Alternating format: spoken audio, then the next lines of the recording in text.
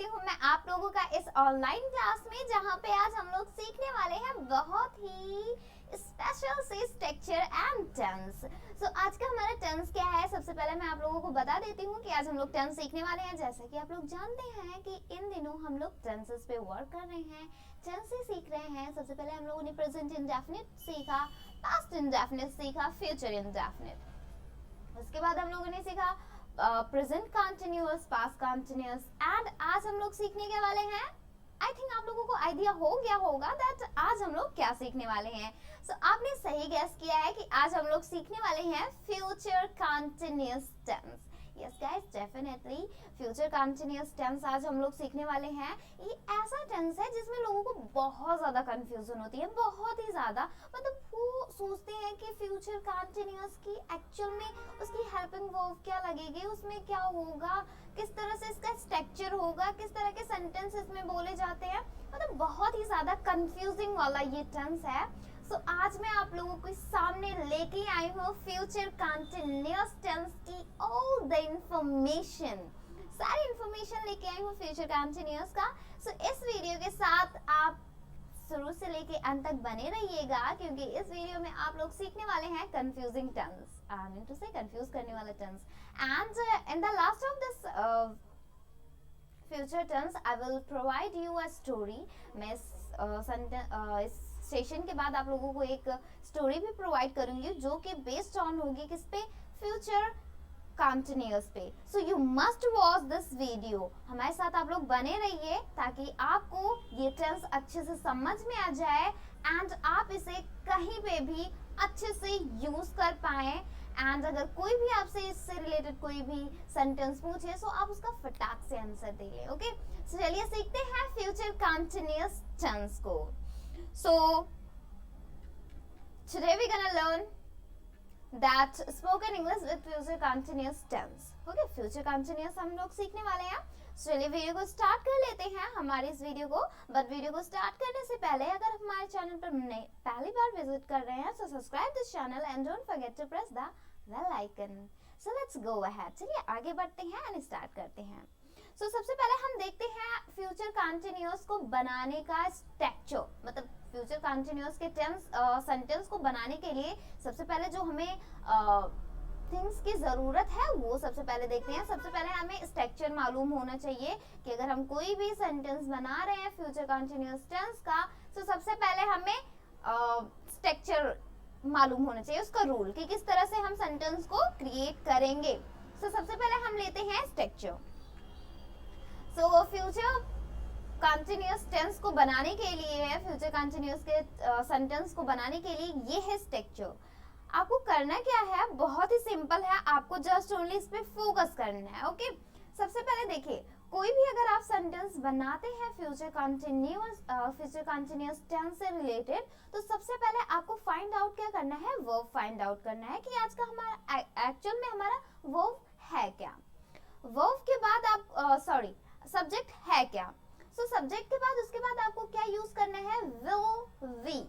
देखिए, आप सारे सब्जेक्ट के साथ आप विल वी का यूज कर सकते हैं। जैसे बहुत सारे बोलते हैं कि आई के साथ शैल का भी यूज कर सकते हैं, बट ऐसा कुछ नहीं है। ओके, आप विल का यूज कर सकते हैं सारे सब्जेक्ट के साथ, चाहे वो ही हो, शी हो, इट हो, आई हो, वी हो, दे हो, यू हो, किसी के भी साथ आप विल का, सबके साथ आप विल का यूज कीजिए। ओके, सब्जेक्ट हो गया विल वी, यहाँ पे आपको विल वी एंड उसके बाद क्या यूज करना है, वर्ब की फर्स्ट फॉर्म में आईएनजी यूज करना है, मतलब ज़ेरन यहाँ पे आपको यूज करना है आईएनजी। ओके, उसके बाद आपको क्या यूज करना है, ऑब्जेक्ट यूज करना है। जो ऑब्जेक्ट होगा यहाँ पे आपको ऑब्जेक्ट यूज करना है। ओके, एंड आपको जो फोकस होना चाहिए वो वर्ब पे बहुत ज्यादा, मतलब आपको फाइंड आउट करना है एक्चुअल में हमारा वर्ब हो क्या रहा है, काम हो क्या रहा है।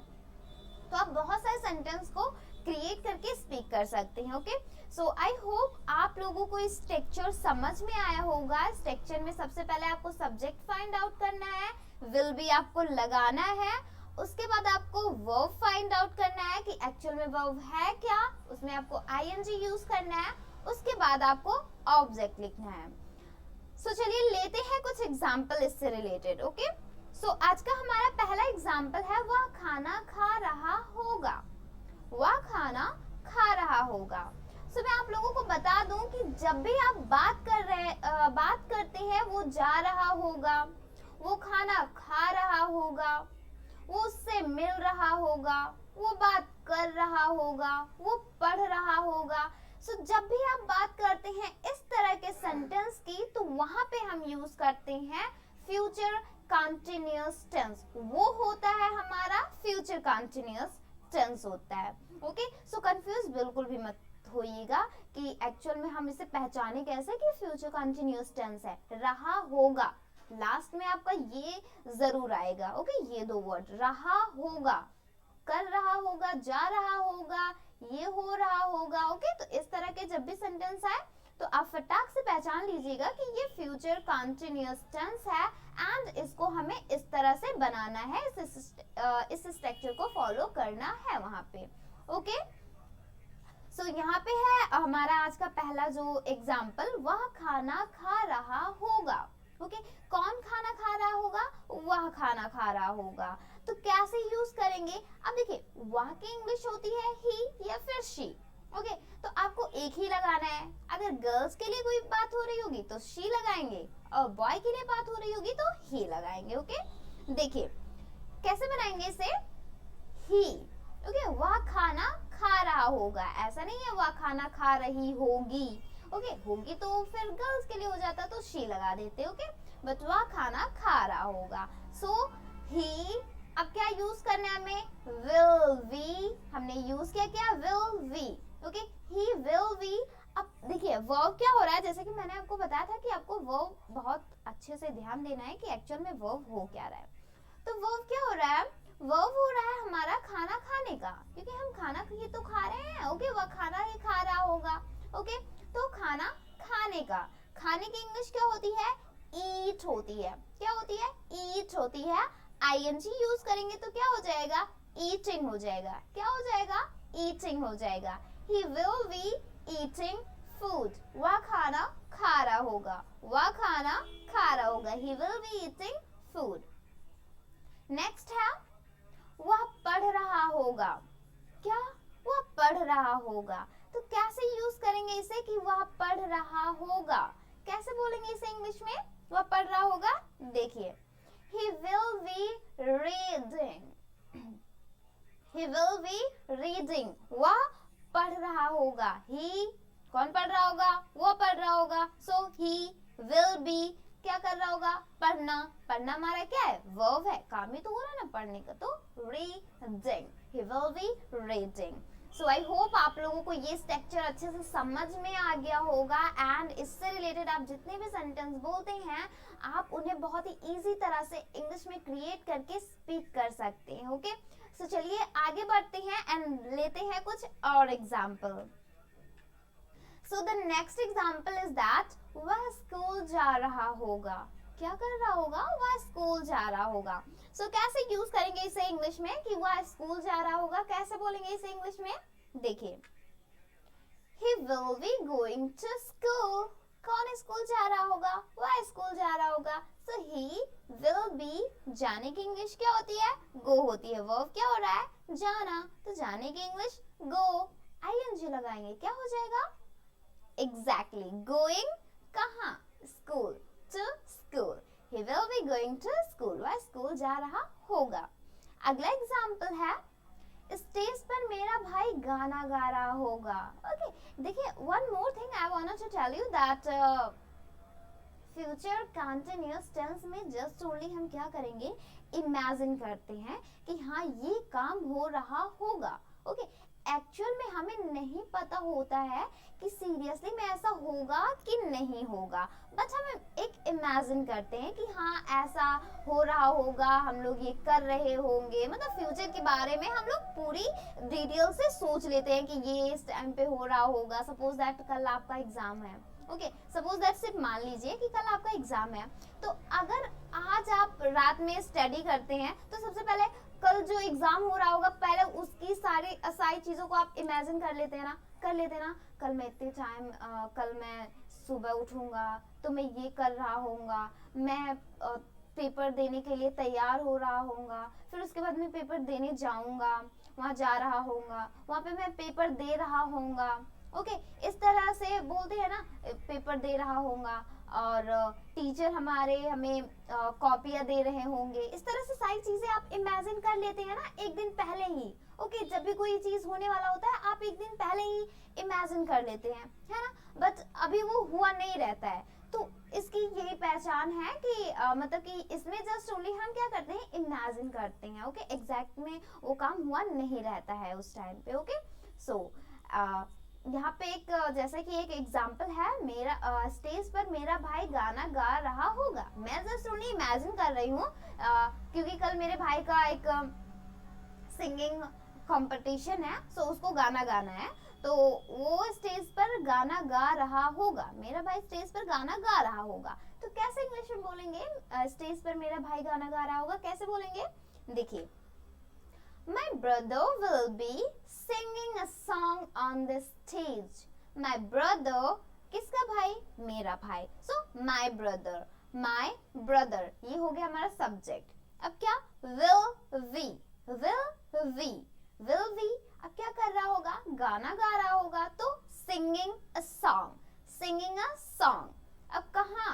On the stage, स्टेज पर, on the stage पर। ओके नेक्स्ट एग्जांपल है, सूरज निकल रहा होगा।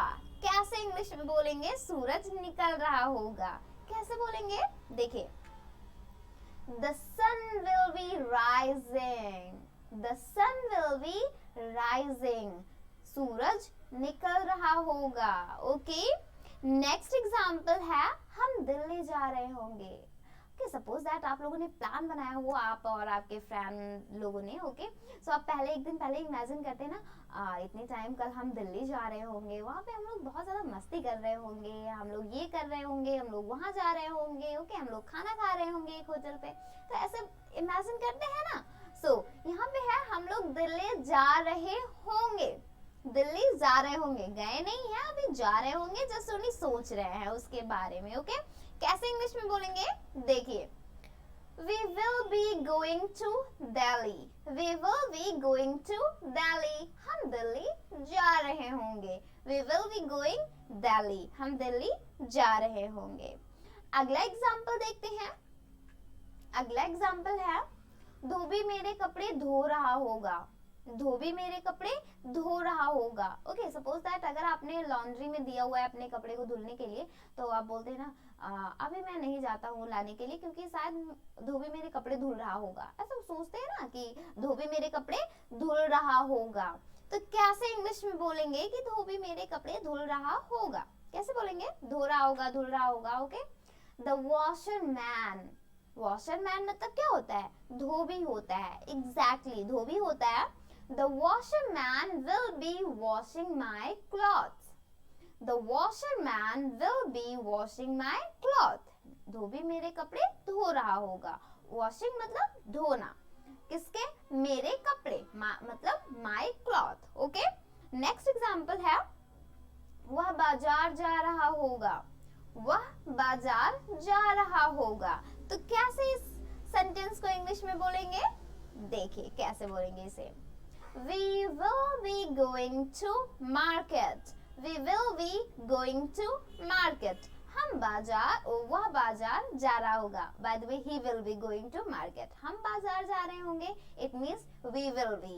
Okay, we will be going to market. वह बाजार जा रहा होगा, he will be going to market. Okay, इस तरह से आप इसका यूज कर सकते हैं।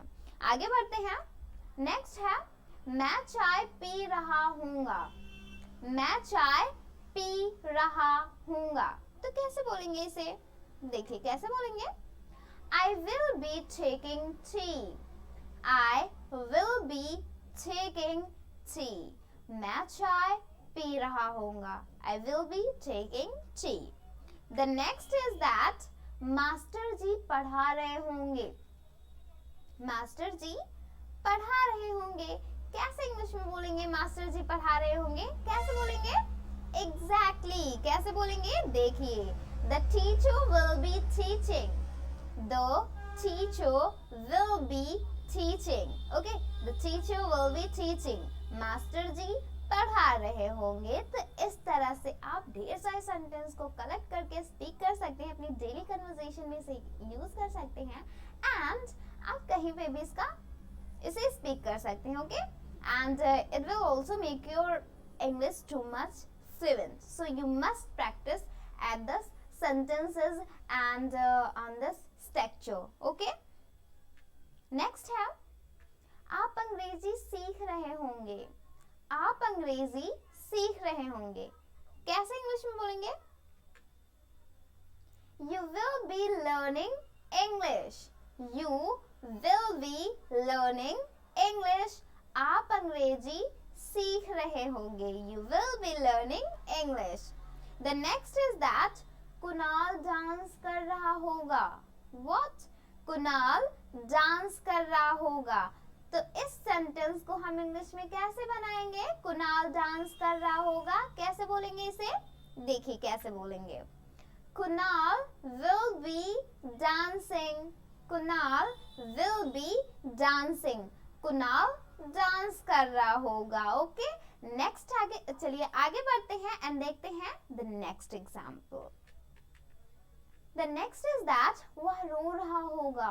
वह रो रहा होगा, तो कैसे इंग्लिश में बोलेंगे वह रो रहा होगा? ओके, सपोज दैट अगर आप कहीं पे पिकनिक के लिए जाते हैं एंड अगर घर में कोई छोटा होता है उसे छोड़ देते हैं। ओके, जैसे उन्हें आप फ्रेंड के साथ अपने चले जाते हैं, तो आप पहले सोचते हैं ना मैं उसे छोड़ दिया हूँ, सो शायद वो रो रहा होगा। ओके, वह रो रहा होगा, कैसे इंग्लिश में बोलेंगे इसे? देखिए, he will be crying.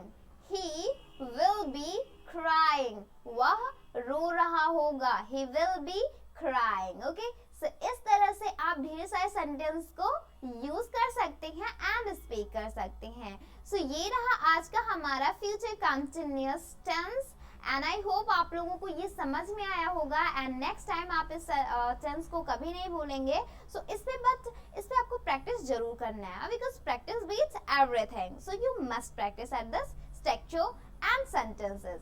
सो जैसा कि आप लोग जानते हैं, मैंने स्टार्टिंग में ही आप लोगों को बताया था कि आज हम लोग फिर से मैं आप लोगों के लिए एक स्टोरी लेके आई हूँ एंड उस स्टोरी को आप फ्यूचर कंटिन्यूअस में किस तरह से क्रिएट कर सकते हैं, ये सारी चीजें इस वीडियो में हम लोग सीखने वाले हैं। ओके, सो चलिए लेते हैं सबसे पहले story. Now this is the time to story telling. Now this is the time to story telling. So here is a story for you. मेरे पास आप लोगों के लिए एक स्टोरी है, बहुत ही स्पेशल स्टोरी है। सो स्टोरी पे आप लोग फोकस जरूर कीजिए। Okay, so this is the story. हम पिकनिक के लिए मसूरी जा रहे होंगे। मसूरी बहुत ही अच्छी जगह है, you must visit on there. Okay, in the Mussoorie.